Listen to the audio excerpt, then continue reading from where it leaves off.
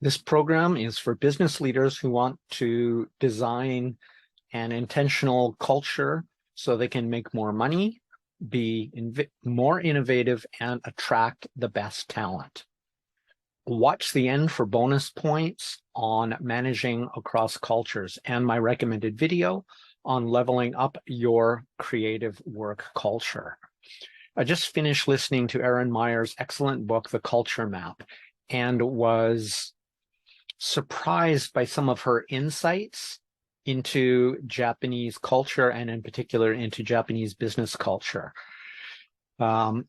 Since I've lived here for nearly 16 years in Japan, that is, and taught at a lot of large major corporations over almost all of that time, I feel confident in saying I'm knowledgeable about Japanese culture and business. Much of my experience aligns with what she says in her book, but I disagree with her on some important points. Now, let me be clear. She's not wrong. Rather, I've learned from direct personal experience how to do things differently than she suggests in certain situations. So while her book focuses on what to do and not do to adapt to many international business cultures, this video is about my insights into how to create a culture of psychological safety and learning anywhere. But I'll focus on Japan because that's where I developed these strategies. I'm confident they'll work anyway, anywhere, though I've only used them here in Japan. And that's actually why I'm so confident that they will work anywhere. Meyer notes throughout her book how Japan's business culture, at least in some respects, is about as far from North American culture or from North American business culture as it gets. Since it works exceptionally well here, it suggests, but isn't yet proven to work everywhere.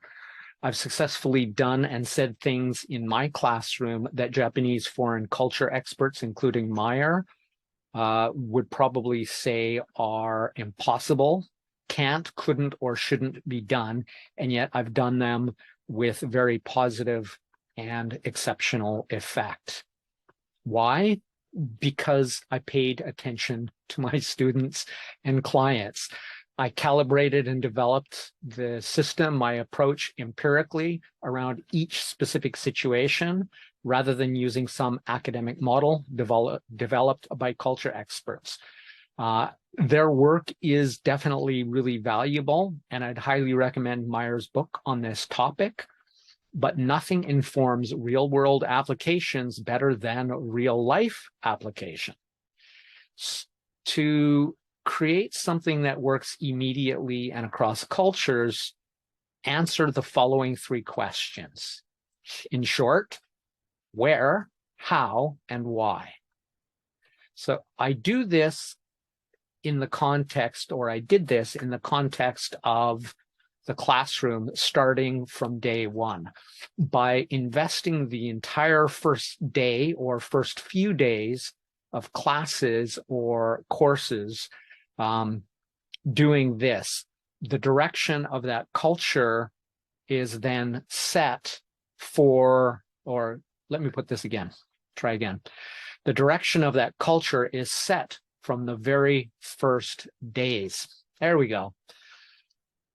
All that's necessary to grow, all that's necessary for it to grow, excuse me, is to keep consistently applying that framework. That starts working instantly. So what you do is you ask these questions. Where do we want to go? How do we get there? And why are we doing it this way? From the very first moment, I ask for their, the students, the people that I'm leading in these courses, I ask for their help in co-creating the very best culture to get us to our goal. That said, I already have the framework because I've done this many times, and most of the principles and most of the techniques that I use are universal. and all of its strategies have been scientifically proven by neuroscience and behavioral learning, which is the basis that they come from, since that's my background. First, what you do is you clearly define your direction, or as Jim Collins would say, vision.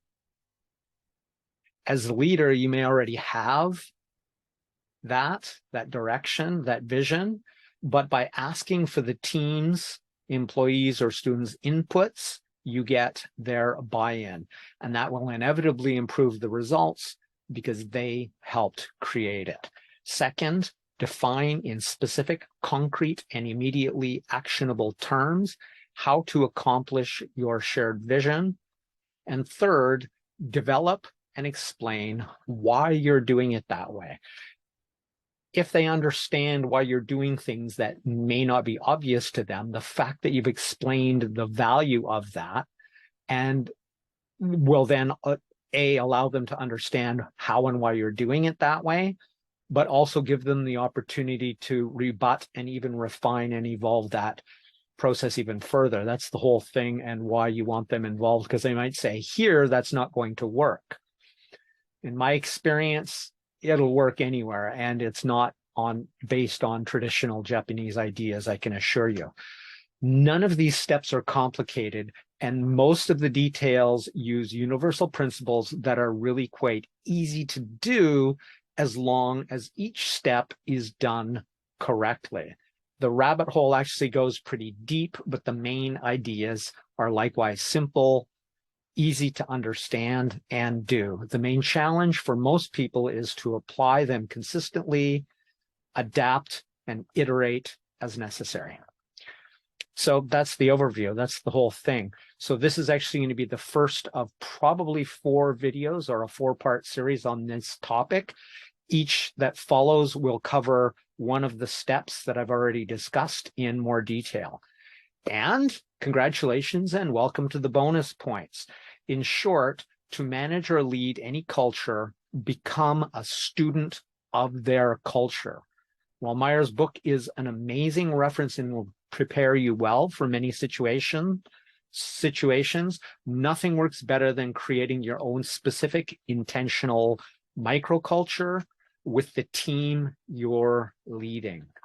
So every team or class has, or at least in my opinion and experience, has a collective personality, for lack of a better word, and it's specific to that group. It's made up of all the personalities and the people within it, as well as the cultures within it.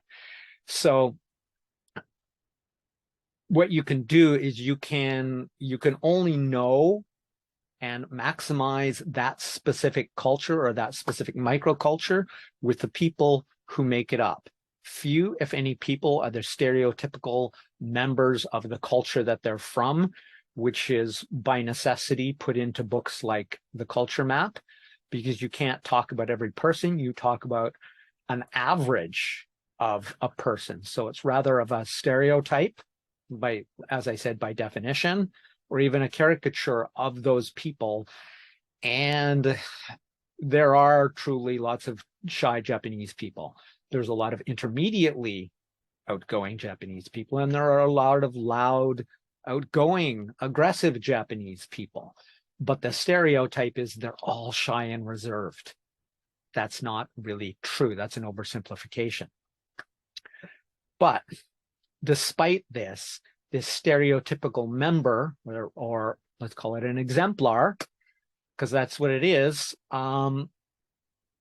isn't what any one person is, yet most people within that cultural group will have shared traits that are aligned with those or represent at least some of those. So the main point here is to give everybody the dignity and respect they deserve as individuals, as real people, rather than those caricatures or stereotypes that it might be framed in a book, and build your microculture together to maximize its collective potential and every relationship within it. So click here or in the description to watch my recommended video on leveling up your creative workplace culture. And also to grow your intentional culture even faster by you can do that by downloading my Attract Exceptional Talent Checklist, which is centered very much on psychological safety and culture. And that link is in the description. And let's see here. That's it for Crush It Club 298, Design Intentional Culture Through Psychological Safety. My name is Tim B. Green. Bye for now.